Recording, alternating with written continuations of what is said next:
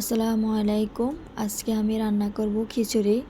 তো আপনাদের মাঝে এটা শেয়ার করতে যাচ্ছি আমি কিভাবে খিচুড়ি রান্না করি। অবশ্যই আপনারা দেখতে থাকবেন।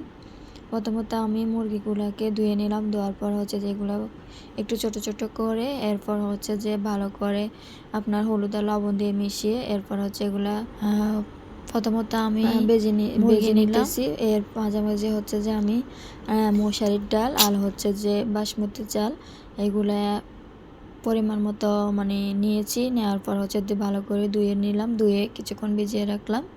ভিজিয়ে রাখার পর যে আমি মুরগিগুলা এ পাখি দিয়ে আপনার যে নেড়ে ছেড়ে দিয়ে একটু ভাজা ভাজা করে নেব।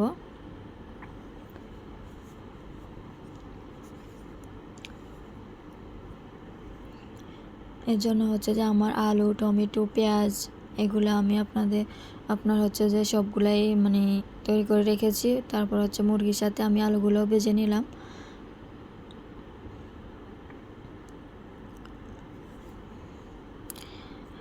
ভাজা শেষ। এরপর যে আমি আপনার কাঁচামরিচ, কাঁচা লঙ্কা, এরপর আপনার আদা দিয়ে দিলাম। এরপর এগুলোকে ভালো করে নেড়ে চেড়ে তারপর রসুন, আপনার জিরা এগুলো একটু ভালোভাবে ভেজে নিতে হবে, বাদামি করে নিতে হবে। তারপর একটু পরিমাণ মতো পানি দিয়ে দিলাম। তারপর আপনার হলুদের গুঁড়া দিয়ে মরিচের গুঁড়া সবগুলাই দিয়ে দিলাম। আপনার খিচুড়িতে যত রকমের যাবতীয় যা মশলা লাগে সবগুলাই দিয়ে দিছি। এরপর যে আপনার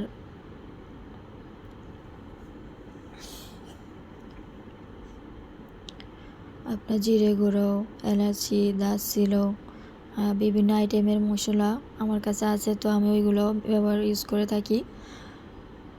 তাহলে তরকারি খিচুড়ির স্বাদটা আরও ভালো লাগবে। এরপর যে আমি টমেটো দিয়ে দিলাম। টমেটো দেওয়ার পর পরিমাণ মতো লবণ দিয়ে দিলাম।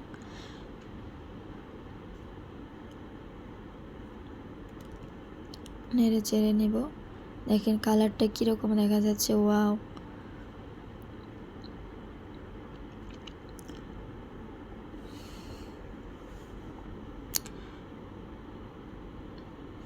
পরিমাণ মতো পানি দিয়ে দিচ্ছি। পানি দিয়ে একটু নাড়াচাড়া করে ঢাকনা দেওয়ার পর যে এবার পানি আপনার চাল আর মশলা যেগুলো ভিজিয়ে রেখেছি ওগুলো দিয়ে দেবো। দেওয়ার পর একটু নাড়াচাড়া করে নিলাম।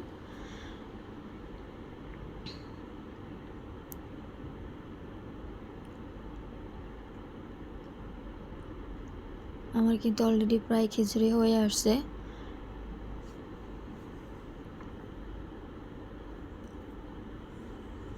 এবার আপনার কিছুক্ষণ ঢাকনা দিয়ে রাখি। পাকে আপনার পেঁয়াজ তেলের উপরে বাদামি করে খিচুড়ির উপর দিয়ে দিলাম। তার মাঝে যেহেতু খিচুড়ি রান্না করেছি তার সাথে তো ডিম না হলে চলে না। তো যে পেঁয়াজ কাঁচামরিচ দিয়ে আপনার যে ডিম ভাজা করে নেব। অলরেডি আমার ডিম ভাজা শেষ। এ আমার খিচুড়ি। দেখেন তো কেমন হয়েছে। বাইক খেতে কিন্তু অনেক মজা লাগতেছে। সাথে আছে আপনার ডিম। আপনাদের কাছে কেমন লাগছে আমার খিচুড়িটা অবশ্যই কমেন্টে জানাবেন। আর যদি আপনার